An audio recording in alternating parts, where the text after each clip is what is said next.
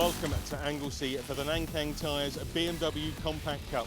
We've had a topsy-turvy season so far, and we're coming to the end of the championship where every point matters.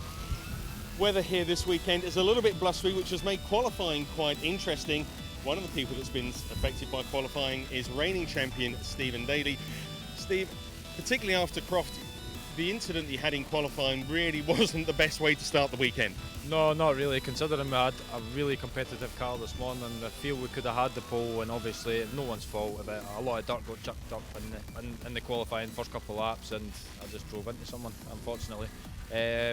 So I mean, that's the way it goes. Sometimes you can't win them all, so having to struggle from 7th apparently. Much work to do on the car to get it out there? Yeah, but the guys, Casey Motorsport, Team Claydon are all working frantically hard to get the car back together. So big thanks to the Master Mix guys and Scottish Caravan Storage for supporting me to be here this weekend. And from a championship point of view, as we mentioned in the intro there, Croft was not great for you. Does this now rule you out of the championship contention, or is it still a fight to go?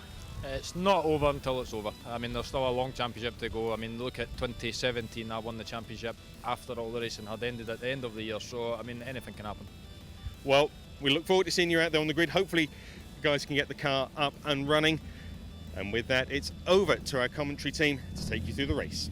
Thanks, Lloyd. Well, before we go racing, let's take a look at how the points stand coming into this race. Tom Griffiths has a very nice 25-point lead over Mark Skeets. However, that is before they drop their 3 worst scores. Once drop scores are applied, it's actually Stephen Daly who still leads, but by just 8 points over Ian Jones, who has pole position for our first race of 3. Matt Parks is alongside him on row 1. Tom Griffiths and Ollie Fowler have row 2, whilst Mike Doble and Wayne Flint are on the 3rd row. Stephen Daly, row 4 after his off in qualifying with Keith Towers alongside, then Mark Skeets and Guy Davis, with David May a little out of position with Reece Claydon alongside him. Gordon McMillan and Tom Langford are on row 7. Ben Huntley one to watch from the 8th row ahead of Mikey Doble, then Luke Browse and Ray McDowell. Will Davison and Martin Gadsby round out the top 20, then John King and David Sharp and Nick Edmond and Alex Ponting making his debut. He starts from row 12.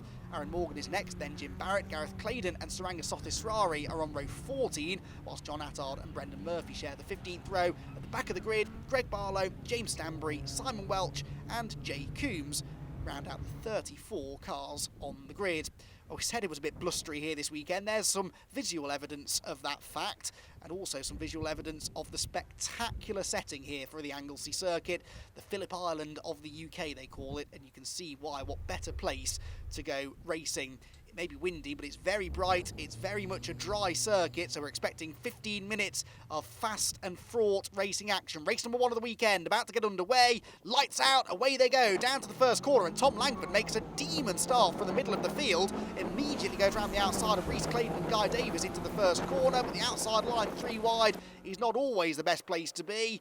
Just about keeps it on the island. I think, no, he's got 2 wheels on the dirt in the background. Meanwhile, Keith Towers and David May going into the banking side by side. David May has the Masters points lead by 5 points over Wayne Flint coming into this race, but David has qualified behind all of his main Masters Championship rivals, so we could see a turnaround there as well. Keith Towers here with David May around the outside of him, going through Church Corner. To the inside goes Gordon McMillan, and Towers loses 2 places, but McMillan and May make contact coming out of the corner. More contact is made, and Keith Towers almost can't believe his eyes there as he's able to drive straight back past the pair of them, and that's been really costly, particularly for David May as far as his Masters Championship points haul is concerned. Through Rocket they go then for the first time. This is always a hold your breath moment, a real pinch point on the Anglesey circuit. Guy Davis there around the outside of David May now, who continues to plummet down the order. Ben Huntley's gone through, so has Reece Claydon. And behind, there's Gordon McMillan, so he actually came out of that even worse than David May did. John King goes through. There is Alex Ponting making his debut. That's a new car as well this weekend, but we believe that it will be out there for the remaining couple of rounds, possibly with a couple of different drivers behind the wheel. Through goes Reece Claydon, Stephen Daly, excuse me, that is. Yes, 4th position then for Stephen, so he's gone from 7th to 4th already in the first 2/3 of a lap. On board with Tom Griffiths then, he is 3rd. It's Jones that leads the way, Parks 2nd, Griffiths 3rd, Daly 4th. A lock up there for Wayne Flint, who's going up the inside of Oliver Fowler for 5th place, but Wayne, crucially, is leading the Masters category.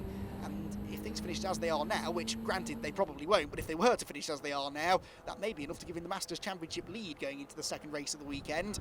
Jones, though, has the race lead, with Parks going after him in second position. Matt Parks still winless in 2019. He's been on the podium twice, but yet to be on the top step of it. Tom Griffiths behind him has, though. He had that race victory, remember, back at Snetterton a couple of months ago. And he looks every bit as quick as the leading two at the moment. They go through target, onto the brakes, into the banking. Closes right in, but Stephen Daly not far behind. And do you think he's trying? I think he might be. Completely sideways there as he turned into the banking. On board with Aaron Morgan now, who, as always seems to be the case, is right in the thick of it. Jim Barrett in front of him, then John King as well. Luke Browse is also a part of this little dice that's going on outside of the top 20, but still very, very close racing indeed, as it is at the front of the field, where Tom Griffiths is attacking for second place, goes to the inside of Matt Parks, up towards the Rocket Complex, and actually has the move made before they hit the brakes, really. There is a very, very strong headwind up that back straight, and that is exaggerating the already fairly strong slipstream effect that these cars produce. And that was a perfect example of how to use that slipstream to simply drive around the outside of somebody. So Griffiths into second place now, Parks down to third, and Stephen Daly chomping at the bit to try and get onto the podium here if he can. If you'd have told him a couple of hours ago that by the end of lap number 2 he'd be right on the tail of the podium runners in race 1, he'd have probably laughed in your face. But Stephen, in fairness, actually never does give up, and he had full confidence in the KC Motorsport squad, and as well he might have done, because they've got the car out there. It's not necessarily the prettiest car on the grid anymore, but it seems to be going fairly quickly. And there's only one race today. The other two races of the weekend are tomorrow, so they'll have overnight to fettle it further and get it back to its optimum performance level. But right now, it's good enough to be running in 4th place and seems to be as quick as the cars around it at the moment. So Stephen Daly then in 4th position, but Ian Jones only 8 points behind him going into this race. So if Daly were to finish in 4th, that might be enough for Jones to take the points lead away. If Daly can get 3rd, though, he should hang on to the championship lead by 2 or 3 points. So it's going to be very, very close indeed, regardless of what happens, it would seem, going into the second day of this meeting. Tom Langford got every view covered from Tom's car. Mikey Doble, that is, behind us, who has been out-qualified by his father fairly significantly this weekend, actually. It's Mike Doble by far the quicker of the two here at Anglesey, despite the fact that Mikey is actually 6th in the championship once drop scores are taken into account. He's actually even higher than that on total scores. So Mikey Doble, not necessarily an outright championship contender, but he's on for a top 5 in the points maybe. Can't really afford to have too many bad results this weekend though. To the 5 for 3rd, where Stephen Daly is attacking Matt Parks, goes to the outside into Rocket, locks up the brakes and go right round the outside. That might work. No, Matt Parks is having absolutely none of it. If you go round the outside through the left-hander, you get yourself a ticket to the inside into the right-hander, but Stephen Daly just couldn't quite hang on there. Matt Parks did just enough to fend him off on that occasion. Matt under immense pressure here from Stephen Daly, and it's just allowing Tom Griffiths to pull away slightly in front. But actually, Ian Jones is getting away from all of them. Ian Jones looks really, really quick here out in front of the field. Stephen Daly's on the grass coming out of the left-hander at the top of the corkscrew. We're on the full Grand Prix circuit this weekend, though. Such is the oversubscribed grid this weekend for the Compact Cup. They're the only championship racing here this weekend, actually, who are on the full circuit because there are so many of them. Tom Langford seems to be surrounded by most of the field here going into the hairpin. That's Mikey Doble looking to the inside going into the hairpin. Langford on the outside line. Now will Doble leaving room on the exit? No is the answer. And Tom Langford not particularly pleased with that robust driving there. Now needs to find his way back on the track. Bounces back on the road. That won't have done his suspension much good or his temper either, as he bounces his way back on, having lost 4 or 5 positions out of all of that. But Mikey Doble chose not to leave him room on the exit of the corner. Tom Langford possibly would have done the same had the roles been reversed, but he will argue, of course, that he would have left him room. Either way, Langford does rejoin, but having lost further ground, so he's going to be one to watch now through the rest of the race, trying to regain that ground. There is David May then, the Masters Championship leader, by 5 points over Wayne Flint coming into this race. Keith Towers ahead of him is only actually 12 points off the championship lead, and he's 4th. The top 4 drivers in the Masters contingent separated by just over 10 points. It is extremely close. But right now, David May not having the best of weekends, so his championship lead could be under threat here from Wayne Flint, who, in contrast, is having a really good race. He looks set for the Masters victory if things finish as they are now. There goes Mark Skeets, who's also a part of that battle. He's third place in the Masters Championship, just 6 points behind David May. And it has been all about those four, really, in the Masters Championship all year long. David May, Wayne Flint, Mark Skeets and Keith Towers. Keith Towers here under pressure now from David May as they turn into Peel Corner. And he runs a bit wide again. David gets to the outside now, down to the left-hander, but it is a left-hander next. That will favour Keith Towers. David May, if he's really brave, might decide to go right round the outside, which is exactly what he's trying to do. And David May, who has a history of some bold moves that we've seen already this season. And David, I think, might just have made that stick because he should have the inside line when we get down to the hairpin. David, remember, 3 times this year has been on the outright podium, so he's had a really, really strong season so far, has David. Tom Langford, who's angrily working his way up through the gears into the hairpin, back down them again now through this, the slowest corner on the track. David Sharp and Ray McDowell, I think, are the 2 cars in front of us. 75 car then, trying to work its way back through, but the trouble with this championship is when you lose track position like that, it's so hard to get back because the cars and drivers these days are also evenly matched. You're not going to simply drive past people with ease. You're going to have to really work for every position, be it first position or 21st position, it would seem. With Stephen Daly now then, who's continuing to harass Matt Parks. Tom Griffiths, meanwhile, is a little bit closer to Ian Jones than he's been for a couple of laps, and Jones is sideways through Church Corner, so Griffiths will try and sit in the slipstream now up the school straight, which as you can see is anything but straight. It's got these 2 distinct right-hand kinks in them, which are easily flat, but as soon as you start running side by side up there, it does get a bit tight. Stephen Daly, excuse me, meanwhile, is still trying to get past Matt Parks, but Parks is placing the car exactly where he needs to right now. There have been no mistakes so far for the number 38 machine. Stephen Daly, frustratedly, is still staring at the back bumper of Matt's car. Just can't quite prise that door open, and he won't want to resort to contact or anything like that if he can help it. Tom Langford, meanwhile, sees David Sharp go past Ray McDowell in front of him and thinks this is my opportunity to get up the inside as well, but there's more contact, he keeps his foot in it. He's still up the inside. Ray McDowell didn't really appreciate that, moves over to cover into Peel Corner, but Langford is still there on the inside line, and Ray McDowell leaves him room this time through the right-hander.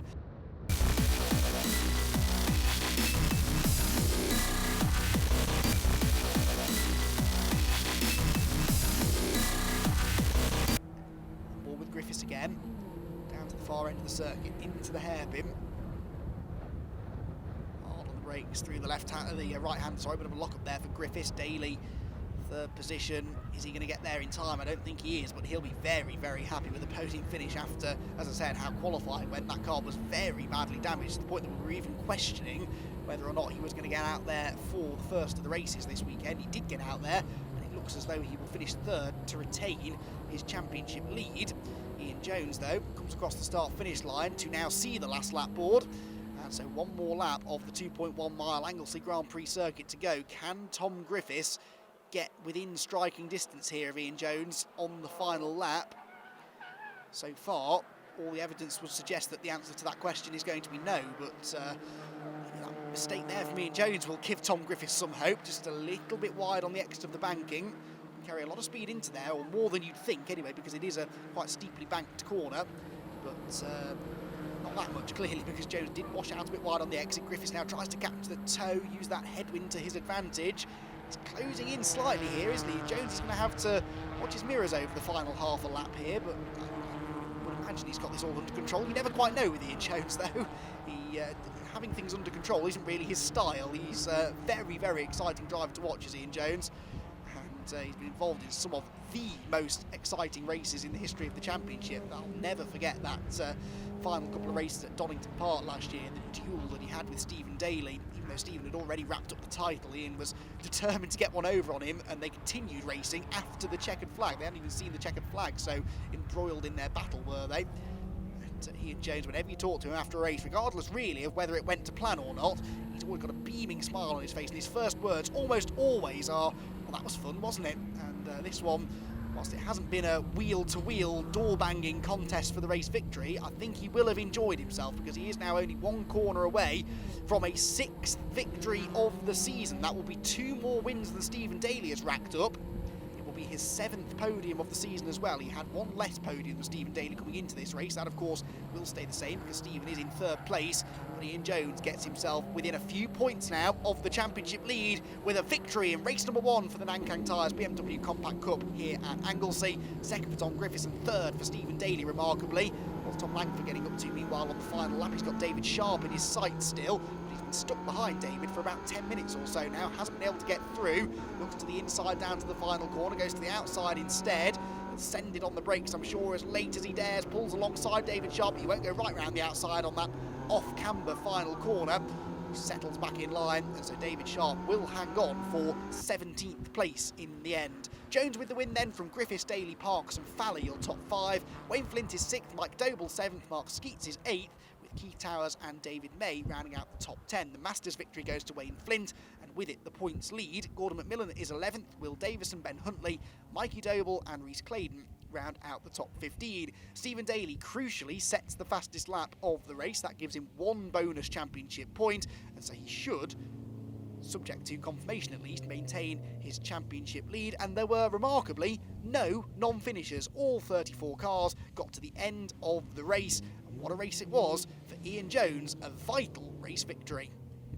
Ian, well done on your victory. Before the race we were speaking to Tom and he seemed to think that you were just going to walk away with it, but that wasn't the case. There was a lot of pressure right from the go. Yeah, I mean, when you walk away from with a race, it's sort of almost boring. But he kept the pressure on. He really did. Towards the end, he started to come back at me. I'm kind of, for a change, was really pleased to see the checker flag, if I'm honest. Yeah, there was certainly a lot going on in that race. He was catching up with you in the last couple of laps, and then behind him, Stephen Daly was catching up as well. But from a championship perspective, it's all in your favour. Yeah, I think on the drop scores now, we're in front of Stephen. So yeah, but I was watching Stephen coming through and sort of trying to make plans of what to do if and when it happened. Hopefully it didn't, and it didn't. Weather for tomorrow might be a little bit different. Is there much you're going to do to the car overnight, or just leave it as it is? It's in the sweet spot. Pretty much just leave it alone. Might tweak the pressures. Depends what the weather's like tomorrow. We're at Anglesey, we're in Wales. God knows what happened. Well, congratulations on your win. We look forward to seeing you again on the podium tomorrow. Go and have a celebration and a relax. Yeah, I've got to say a massive thank you to Andy Waters at AW Tracksport and Black Dog Carpentry for all their support this year. And my girlfriend Catherine for making fresh cake and cups of tea. Fresh cake? Hang on a second. This hasn't come our way yet. Well, she's right there. You can go down and get it. No, congratulations, Ian. Cheers. Thank you very much. Well, after a fantastic opening race of the weekend, we're looking forward now again to 2 more races, 15 minutes the duration for both of them. And Ian Jones this time around has only the 1 car between himself and Stephen Daly, but could potentially take the championship lead away from him in this race. But there's an awful lot of racing to be done before that happens. It's going to be a good one, this, I'm sure, with Jones on the pole position. Well, the cars then lining up on the grid in the order in which they finished race 1. So it's Jones and Griffiths row 1, with Stephen Daly now on row 2, with Matt Parks alongside. Ollie Fowler and Wayne Flint are on the 3rd row, ahead of Mike Doble and Mark Skeets, looking to try and take some points out of his big championship rivals in the Masters category. Likewise, Keith Towers and David May need to make some progress from row 5, whilst Gordon McMillan and Will Davison round out the top dozen. Huntley and Doble Senior are next, ahead of Rhys Claydon and Guy Davis, then David Sharp and Tom Langford. Luke Browse and Ray McDowell are on the 10th row, John King and Aaron Morgan on row 11, whilst Martin Gadsby and Nick Edmond are on the 12th row together. Alex Ponting is next, ahead of Gareth Claydon and the rest. Another 34-car grid. We've got all 34 cars to the finish in race 1. Here's hoping we can do the same now in race number 2. Well, this should be a very, very closely fought contest at the front. Stephen Daly now from the 2nd row of the grid with a fully fixed car will be looking to do some damage, not literally, but as far as Ian Jones' points haul is concerned, just 4 points between them now by my calculations coming into this middle race of the weekend.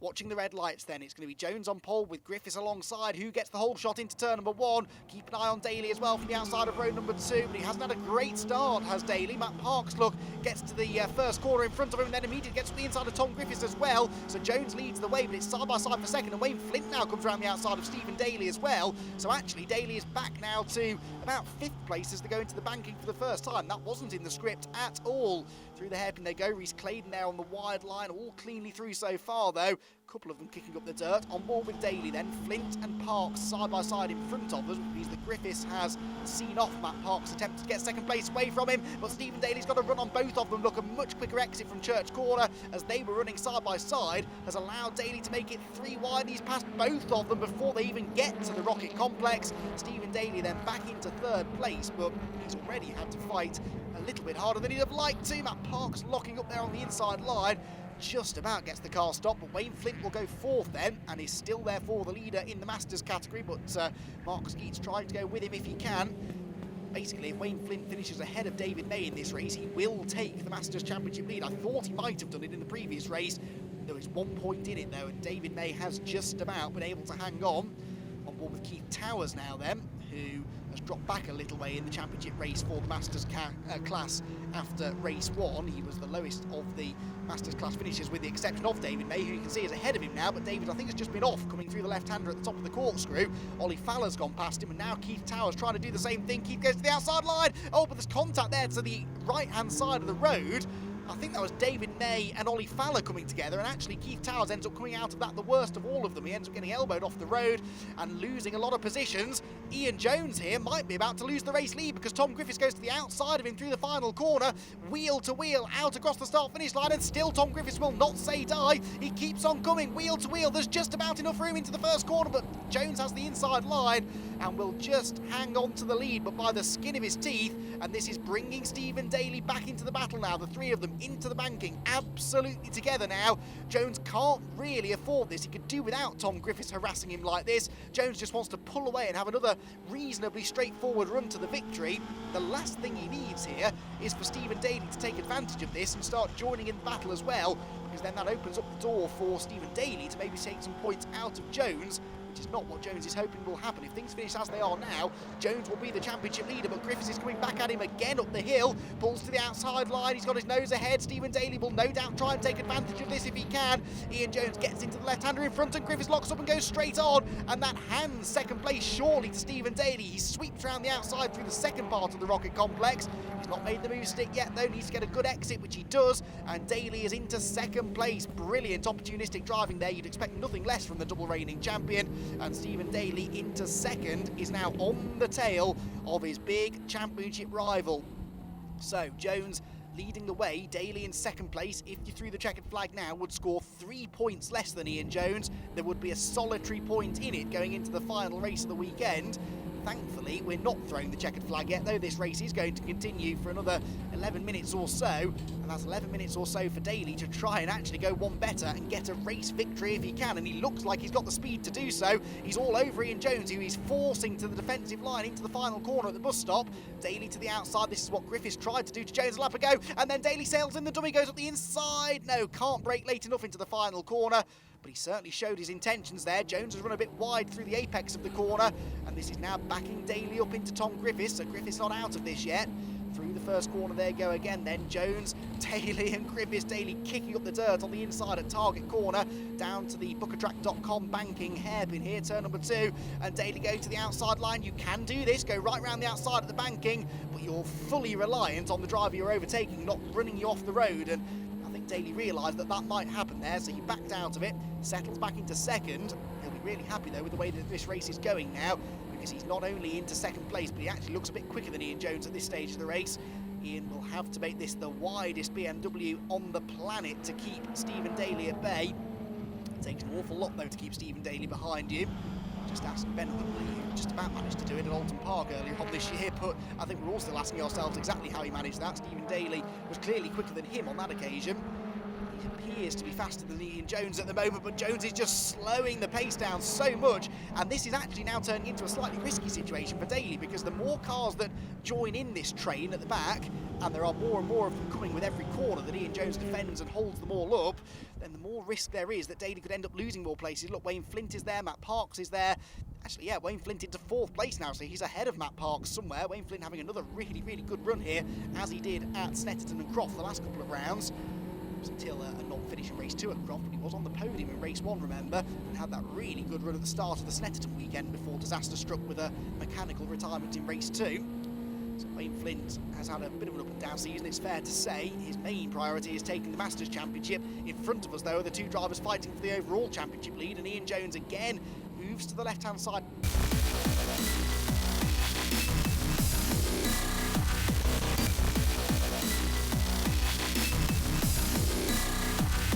His third place in the championship more and more secure. The leaders then go through onto the final lap. We're on board with Keith Towers. Guess who's behind him? Still David May in the 93 car. They go past Simon Welch, staying well out of the way, going a lap down. But that battle between Towers and May has been fascinating over both of the first 2 races this weekend. Stephen Daly, though, what a story this is. His bad weekend actually began before they even got here at Anglesey. Unfortunately, whilst he was travelling down here ahead of the event, he had some very bad news that his grandmother had passed away and he wasn't there, and he was, I'm sure that was playing on his mind as we came into the weekend. Then he had the off in qualifying, and it looked as though he may as well have not bothered coming down to Anglesey, but here he is now, podium in race 1. He's now only half a lap away from a potential race victory in race 2, and we will use the word potential because this is certainly not over yet. He's not under any pressure, but the way that Stephen Daly's season has gone of late, he won't be counting any chickens or indeed any championship points until he's safely seen the checkered flag after the race is done. The KC Motorsport squad played their own part in this victory as well in getting the car ready for the race, and clearly back to its absolute best now performance-wise. David May having one last go at getting past Keith Towers here, but just not yet been able to do it. And of course, every time he pokes his nose out of line, Will Davison tries to occupy the space that David was occupying, and again, you can see David runs a bit wide there, trying to get the better exit from the left-hander, but it means that Will Davison sees a chance to get alongside. They run down the Tom Price straight into the hairpin, defensive lines being taken by all of them. No need for defensive lines, though, for Stephen Daly, who turns through the final corner, and he is going to come through then to take his 5th race victory of the year, and possibly the most important one. What a week it's been for Daly, and he takes the victory here at Anglesey in race 2. Second place goes the way of Ian Jones, and third for Tom Griffiths, with Matt Parks and Wayne Flint rounding out the top 5. Flint, another Masters victory. Fowler, McMillan, Huntley, Towers and May round out the top 10, with Will Davison and Rhys Claydon just outside of it. Mikey Doble is 13th, Tom Langford 14th, and Luke Browse into the top 15. Then David Sharp, Ray McDowell, John King, Aaron Morgan and Martin Gadsby to round out the top 20. Stephen Daly again got himself the fastest lap, so a maximum 51 points from that race will go very, very nicely towards his championship total. 3 non-finishers, Mike Doble, Mark Skeets and Guy Davis failed to make the finish, but it was a brilliant drive from Stephen Daly. Steve, congratulations on your win and a great comeback as well, because I think you were down to about 4th or 5th at one point. Yeah, I dropped back a bit at the start. It wasn't the best to start. I was on the inside, so first corner's a left-hander, which suits me, but then you've got a massive right-hand corner, so everybody just dives up your inside, really. So managed to pick most of the guys off relatively quickly, and then it was just a case of chasing down Ian Jones and Tom Griffiths. To be fair, the first couple of laps I knew I was quicker, and I thought all I need to do is just sit here and wait for little mistakes, and they came. So once the mistakes came, we were on it. So putting a bit of pressure on the guys in front and keeping you cool certainly has been a tough weekend. Put you back in contention for the championship.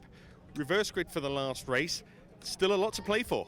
Still a lot to play for. Obviously, Ian's pushing me very hard this year, so is Tom, so is Matt Parks, to be fair. Everybody's quick enough to be champion of this series, you know what I mean? So just to be back up here after a horrible couple of rounds, I've got to be happy with that.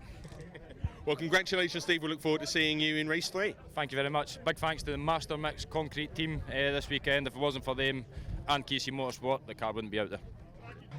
Wayne, congratulations on your Masters victory today. Some tough racing out there. Conditions aren't ideal, really, are they? It's not too bad. It's a little bit better than practice on Friday, where it was pouring down, so we didn't really get a good setup or nothing like that, so we've had to come out and wing it, but quite happy with that. Yeah, it's good. And it really puts you in contention now for the Masters Championship. Very close there at the top, isn't it? We're getting a bit more consistent, and I think that's what we need this year, so if it stays like that, then all looking good. I think it's tied now at the top. Yeah, certainly when I looked at it earlier on, it looked a bit tight. So Another Masters victory this afternoon, and you'll be leading. Let's have another one.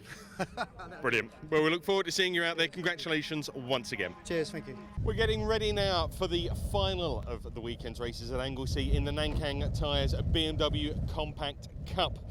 Now, in this final race, the top 8 are selected by a lottery, which makes the racing even more exciting, and particularly given the events we've seen in the first 2 races so far. Now, Ian Jones is starting back in 8th. Our race 2 winner, Stephen Daly, starts back in 6th on the grid. But pole position man, Matt Parks, is going to be the one to watch, because Matt is potentially someone who could win the race. Matt, you're in a really good shot here for taking the win. Yeah, it's going to be a bit difficult, I think, but we just got to try and keep our nose clean. There's a few guys between myself and Stephen and Ian, so hopefully they can create a bit of a roadblock for me. Yeah, you've got Ben Huntley right behind you as well, another guy who's pretty quick. Going to be an interesting couple of first corners. Yeah, Ben can be quite feisty, good clean racer, so that's going to be a difficult task at the start, but I'm sure we can deal with that. Okay, well, Matt, we wish you the best of luck out there, and hopefully we'll be speaking to you afterwards. So there we go. It's going to be an interesting first couple of corners. With that, it's over to Andy to take you through the race action. Yeah, thanks, Lloyd. So the top 8 then, randomly drawn for the grid for race 2. It's Parks that gets the pole with Huntley alongside. Gordon McMillan is 3rd with Tom Griffiths 4th. Then Ollie Fowler and Stephen Daly crucially ahead of Ian Jones, who is 8th on the grid, alongside Wayne Flint on row 4. From the 5th row on back, it's how they finished race 2. So Towers and May, then Davison and Claydon, with Mikey Doble and Tom Langford on row 7. Row 8 for Luke Browse and David Sharp. Row 9 for Ray McDowell and John King. And rounding out the top 20 this time, Aaron Morgan and Martin Gadsby. Alex Ponting's been in the thick of the action on his debut. He's on row 11 with Nick Edmond, then Gareth Claydon and Saranga Sothisrari. Brendan Murphy and Jim Barrett are next, then Greg Barlow and Jay Coombs, whilst James Stanbury and John Attard share the 15th row. Simon Welch is towards the back. Then are 3 retirements from race 2, Mike Doble, Mark Skeets and Guy Davis coming from the rear. So this should be fun. Jones behind Daly on the grid, and of course the championship margin's gone back out again now after Daly's victory in the previous race. What will happen in race 3? Let's find out. Away we go. Who makes the best start from the front row of the grid? Keep an eye to Daly as well. We're on board with him now as he dives to the left-hand side of the road to get up the inside of Tom Griffiths. And this is for 4th position already. So Daly with a good start here from 6th on the grid. Griffiths tries to hang tough around the outside, ends up on the grass though. And Daly just goes around the outside of everybody into the banking. He's level 2nd now as they turn into the right-hander. The trouble is he's going to be on the outside line for the right-hander at Church, which is not the ideal place to be. We go Saranga Sothisrari there in the red car in the middle of it all towards the back of the field. On board with Tom Griffiths then, around the outside of Gordon McMillan through Church Corner. I'm going to get elbowed onto the grass. That will lose momentum out onto the straight. And up the inside is coming now Wayne Flint, who is once again at the head of the Masters field in this race. So Parks leads the way. Huntley in 2nd place, but 3rd place already for Stephen Daly. Lots of locking up there. Keith Towers into the back of Ollie Fowler. Wayne Flint gets elbowed out wide by Ian Jones. They're 3 abreast. That won't work. Fowler's on the grass again there. It's all very touchy-feely through the far end of the circuit as it's already a physical start to race 3. David May on the outside there of Tom Griffiths and Ollie Fowler. That won't work. Oh, there's contact between Tom Griffiths and David May, who goes around, and Keith Towers has to go off as well. This will have ramifications in the Masters Championship, no doubt about it. David May, who was leading the Masters Championship, arriving here this weekend. He'd already lost the points lead to Flint in the previous race, and now he's pointing the wrong way and surely dropping right to the back of the field. On board with Stephen Daly then, who is in 3rd place, going to the outside of Ben Huntley here into the hairpin. Wayne Flint is behind us, turning into the corner, and there's contact! Oh, Stephen Daly goes around, the championship leader in both the overall and the Masters Championships, both on the receiving end of contact on the opening lap. Daly has got away with that, sort of, in that he's rejoined maybe 10 or so places back from where he should have been, but that looked as though it was Wayne Flint that got into him. Hopefully we'll see a replay of that in a moment. On board with Daly then, Tom Griffiths is further down than he should be as well, so Tom Griffiths has also lost time, probably because of the contact that he had with David May at the top of the track. It has been a really, really fiery start to the race, and I'm sure quite a few of the tempers will be up now. John King is the first of the targets for Stephen Daly on what has to be another recovery drive through the field now. Every time it looks as though things are going to plan for Stephen Daly, something seems to come out of the blue. to throw a real spanner in the works, and well, he was ahead of Ian Jones, he was in a podium place, he was looking good to challenge for another race victory, and now it is a case of survival and just trying to salvage what he can from this one. There's a bit of damage to the back of the car, but the car seems more or less okay. He's had a good run out of Church Corner, draws alongside John King, and Tom Griffiths, I'm sure, will be latching himself onto the rear bumper of Daly's car now to try and follow him through the order if he can. Daly super late on the brakes into Rocket, goes up the inside of David May now as well. And I don't actually think that Griffiths was close enough to take advantage of that. Now to the outside of Luke Browse through the second part of Rocket. Stephen Daly running rings around some of these midfield runners, but you'd sort of expect that from the championship leader. Late on the brakes into Peel, and most of these drivers know that it's not really worth racing Stephen Daly. He's going to be quicker than them. You may as well just let him go. Tom Griffiths, though, is not receiving quite the same sort of treatment. He's still struggling to get past David Sharp, so already 2 cars between the two of them, and they were nose to tail about 30 seconds ago. Out onto the backside part of the circuit they go again, on board with Tom Langford now, so he has the ominous sight of Stephen Daly starting to fill his mirrors. Down towards the scene of the crime at the hairpin, and Daly quite close enough on this occasion to have a go. It's his teammate Reese Clayton up the road as well. Reese has benefited slightly from this randomly drawn grid. In fact, no, he didn't, did he? He started 12th, so he's actually just benefited from everybody else driving into each other on the opening lap, and has worked his way into the top half dozen or so. Daly now at the inside of Tom Langford, who sees him coming in the mirrors, leaves him plenty of room, and so Daly already passed about 3 or 4 cars in 1 lap alone, but that's not really the point for Stephen. He will be absolutely furious at what happened there. As I say, without seeing an external shot and the various on board, we can't pass judgment on whose fault it was, but what we can tell you is the end result, which is that Stephen Daly is a lot further down the order than he should be. His teammate Reese Clayton, perhaps unsurprisingly, doesn't really make life too difficult for the Scotsman. He does come through on the inside at the banking. Right then, there's Mikey Doval, he's behind Keith Towers, but they, of course, were both delayed in, well, probably both of the bits of contact there, certainly the one which did for David May up at the top of the hill. There is the pair of Casey Motorsport cars heading up the hill, 2 of them anyway. John Attard is out there as well in the 888 car a bit further down the order, but Stephen Daly, next target for him will be Will Davidson, so he's still got a lot of work to do to start scoring any serious points. Now, Stephen had that non-finish at Croft and a non-start in race 2, so they were 2 of his 3 drop scores. That means that he had 1 other that he could drop, and well, this looks as though it may be it, unless he can get himself into the top sort of 6 or 7, and then it won't become a drop score and he'll still have that one to fall back on. But Stephen needs to keep making progress here. It's only a 15-minute race. That means you don't get that many laps either. The first 2 races were just 9 laps long. We're already on lap 3 now. It's quite a long circuit, this one, 2.1 miles of the Anglesey Grand Prix circuit. It's the outside of Gordon McMillan, cutting back to the late apex.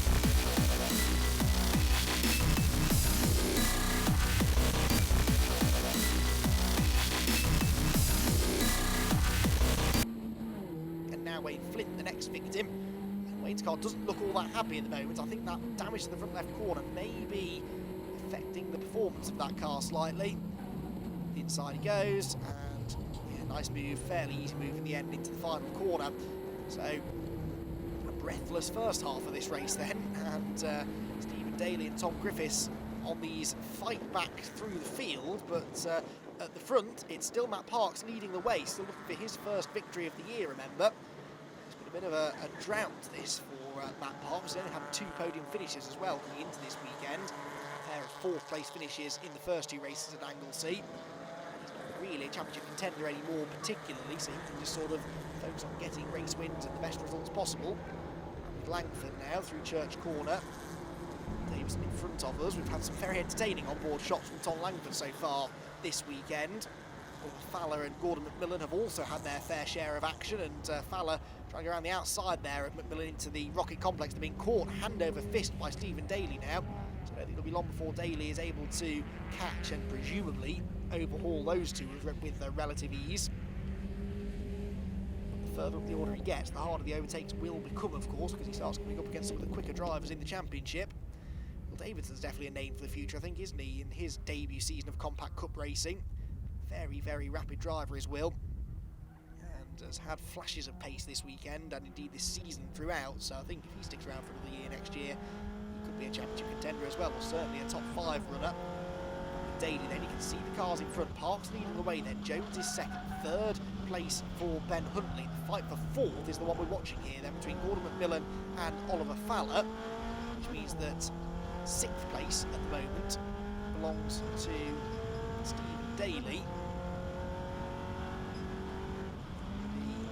the left-hander at the bus stop. If he can get past these two and get a fourth place finish, I think he'll be very, very happy with that indeed. But he will not be ecstatic about it, because really this is a race that he will feel he could have won, certainly been on the podium.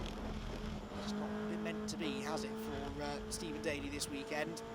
Millen defending this fourth place for all he's worth to try and keep Oliver Fowler behind him. Fowler right round the outside through the banking, and that's Daly's chance. Look at the extra speed that Stephen has taken off the corner. He won't attack into Church and focus instead on carrying as much speed off this daunting right-hander as he can.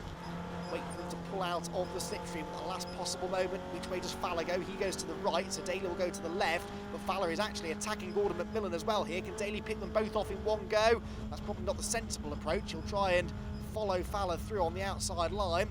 Oliver Fowler then goes into fourth place. No, he doesn't. There's contact. McMillan on Stephen Daly. Well, how? He's had some bad luck this weekend, Stephen Daly, but that was some really good fortune. McMillan and Fowler banging into each other, and they both ran out wide and opened the door wide open for Stephen Daly. They're still going at it as well, and Fowler, well, now that was a bit unnecessary really. McMillan goes round, he tags the side of Griffiths' car as he goes through as well, and Gordon McMillan will have some opinions on that, I think. Ollie Fowler, I don't think appreciated what had happened at the previous couple of corners and was not going to let McMillan through. It's done damage to Griffiths' car as well. Look, the rear left corner has now got bodywork rubbing on the tyre.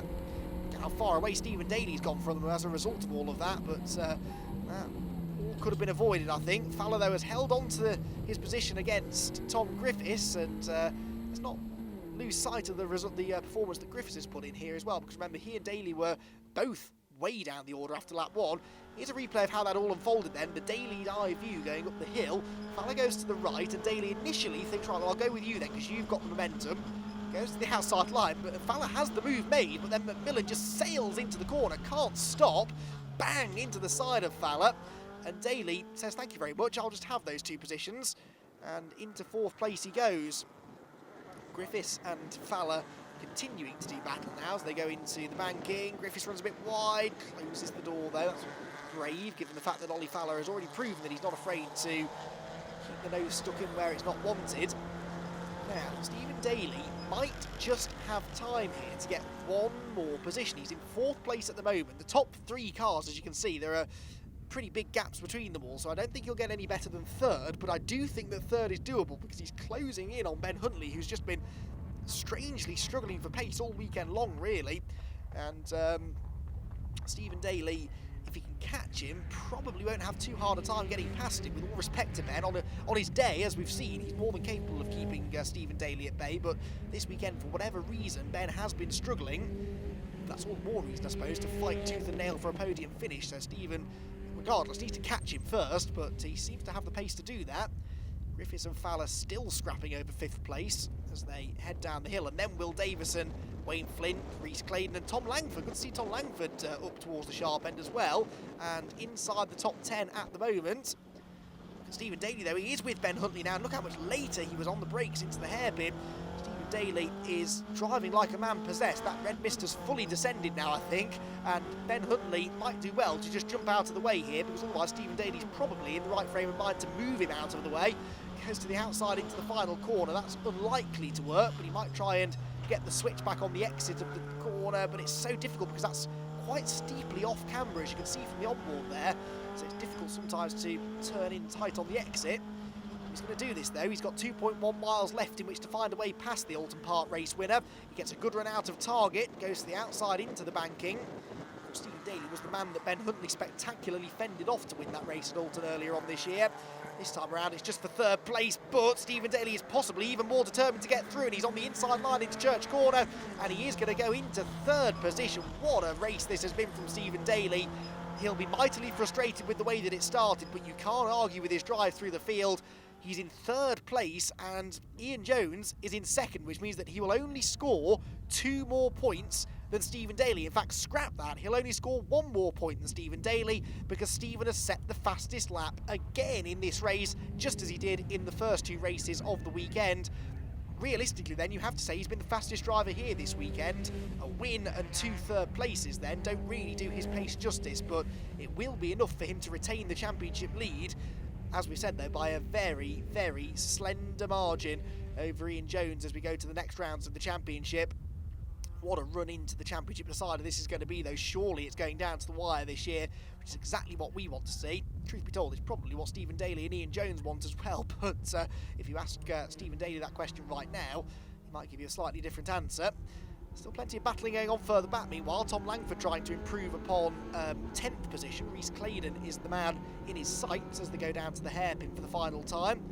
Locking up there in front is Will Davidson. He runs out right wide. Rhys Claydon thinks about getting up the inside, but Davidson should have the momentum off the corner to hang on.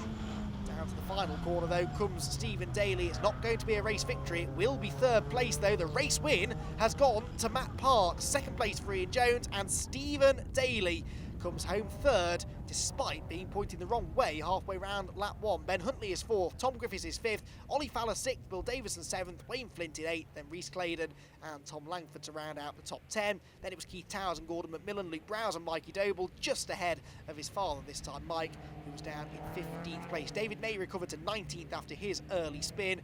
Quite a list of drivers that were further down than they should be, but only one non-finisher, which was John Attard after a mechanical failure. Stephen Daly takes the fastest lap, and it's Matt Parks who, almost unnoticed, takes his first victory of the year. A sublime drive and a well-deserved win there for Matt to move himself back in contention for 3rd place in the championship. Well, what a race that was then. Here is how the championship looks then without drop scores. It's Griffiths 33 points ahead of Jones, with Daly in 3rd, some 57 adrift. But as we've said, once 3 drop scores are taken into account, he's still just ahead. Matt, speaking to you before the race, we kind of said if you got away, it was going to be difficult for some of the others to catch up with you, and they were all having their own battles behind. You just went off in the distance. Couldn't have asked for a better start, could I? No, I think my aim was, look, we all try to plan starts, they never go to plan, but get off the line first, make sure that Ben's my buffer, and hope that he's a sort of roadblock for 5 minutes so I can get away, and I just made hay while I could. Yeah, there was a lot going on behind. Were you able to see much in your mirror, or were you just concentrating on your own thing and keeping the car on the track?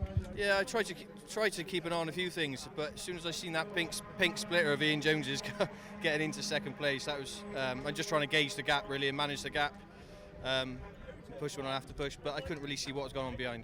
Ian, another 2nd place this weekend, but that one was one that you had to work for, and I'm guessing you're not too disappointed to come away with a 2nd. Oh, I thoroughly enjoyed that. The first lap was a bit harem-scarem. It was just a case of let everyone bash into each other and drive around all the accidents. Matt was gone. So yes, good 2nd place, good points, good weekend. Congratulations on your podium.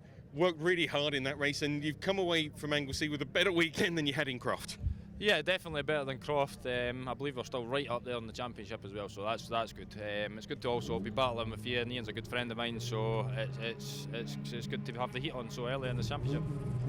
A little bit of a shame about the spin, because you were making some good progress, but to come back from where you were, I think at one point you were down to about 11th or 12th, and to come back through to 3rd, that's some amazing driving. Yeah, well, it's never easy being taken out, but it also fuels a lot of fire when you actually get back on track. I didn't actually think I was going to finish the race, so when I'd done a few laps and think, right, okay, the car's not too bad, just started pumping the laps in and using other drivers' battles to benefit me. So when 2 cars were kind of fighting for it, just waiting for them to make the mistake, and then just thank you, that was it. So we'll take that all day long.